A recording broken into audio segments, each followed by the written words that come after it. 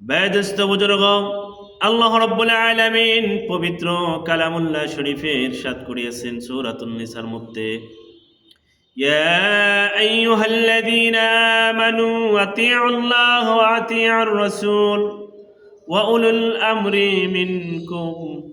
আল্লাহ রাব্বুল আলামিন বলেছেন, হে মুমিনগণ, তোমরা আল্লাহর অনুগত্য করো, রাসূলের অনুগত্য করো এবং উলিল আমরি মিনকুম, একজন আমিরকে মেনে নাও, একজন আমিরের অনুগত্য করো। আল্লাহ রাব্বুল আলামিনকে অনুগত্য করতে চাইলে, আল্লাহ রাব্বুল আলামিনের অনুগত্য করতে চাইলে আল্লাহ রাব্বুল আলামিনের সমস্ত হুকুম, সমস্ত আদেশ, সমস্ত নিষেধ এক বাক্যে এক চিত্তে মেনে নিতে হবে। বলেন সুবহানাল্লাহ।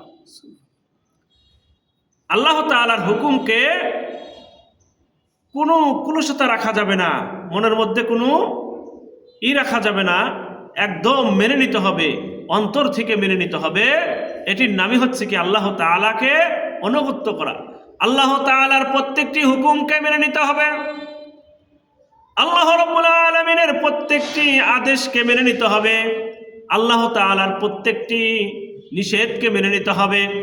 হারামকে হারাম জানতে হবে, হালালকে হারাম, হালালকে হালাল জানতে হবে। সুদ ঘুষ কোনো কিছুই খাওয়া যাবে না, মিথ্যা বলা যাবে না।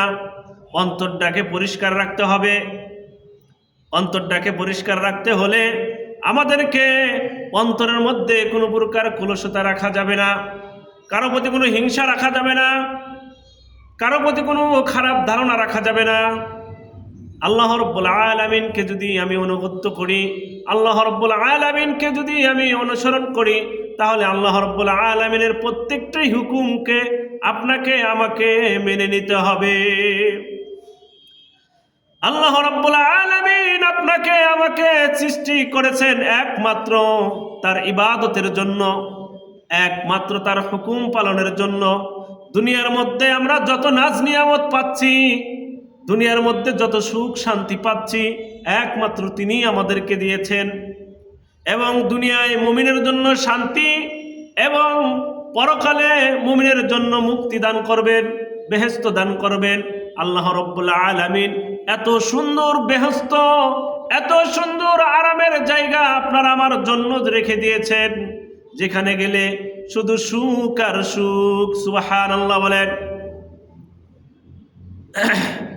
এই কারণে ভাইদোস্ত বুজুর্গ, আল্লাহ তাআলার অনুগত্য এবং রাসূলের অনুগত্য আমাদেরকে স্বীকার করে নিতে হবে। রাসূল আকরাম সাল্লাল্লাহু আলাইহি ওয়াসাল্লামের সুন্নাহ আমাদের জীবনে বাস্তবায়িত করতে হবে। রাসূল কিভাবে খাইতেন, রাসূল কিভাবে ঘুমাইছেন, রাসূল কিভাবে কথা বলেছেন, রাসূল কিভাবে মানুষের সাথে সৎ আচরণ করেছেন, মানুষ কিভাবে, রাসূল কিভাবে রাস্তাঘাটে চলাফেরা করেছেন, সমস্ত রাসূলের সুন্নাহ আমাদেরকে মেনে নিতে হবে। তবেই রাসূলের অনুগত্য করা হবে। সমস্ত সুন্নাহ রাসূলের মেনে নিতে হবে, তবে সে রাসূলের অনুগত্য করা হবে। রাসূলের যে অনুগত্য করলো, আল্লাহর যে অনুগত্য করলো, একজন আমির, উলিল আমরি মিনকুম, একজন আমিরের যে অনুগত্য করলো। আমির বলতে আমরা কি বুঝি? যে ইসলামের উপরে চলে, আল্লাহ তাআলাকে অনুসরণ করে এবং রাসূলকে অনুসরণ করে, আল্লাহ তাআলাকে মেনে চলে, রাসূলকে যে মেনে চলে, যাকে দেখলে আমাদেরকে আল্লাহ এবং আল্লাহ রাসূলের কথা অনুসরণ হয়ে যায়, ওই রকম একজন মুমিন বান্দা, ওই রকম একজন হক্কানি আলেমকে আপনি নেতা হিসাবে মেনে তাকে শ্রদ্ধা করে যেতে হবে, তার কথা শুনতে হবে। তবেই সে আমি আল্লাহ তাআলার কাছে কি পাবো? নাজাত পাবো। আল্লাহ রাব্বুল আলামিন আপনার আমার জন্য রেখেছেন বেহেশতের মধ্যে পরম সুখ, যে বেহেশতের মধ্যে তলদেশ দিয়ে থাকবে শুধু ঝরনা ঝরনা মধুর নহর। সুবহানাল্লাহ।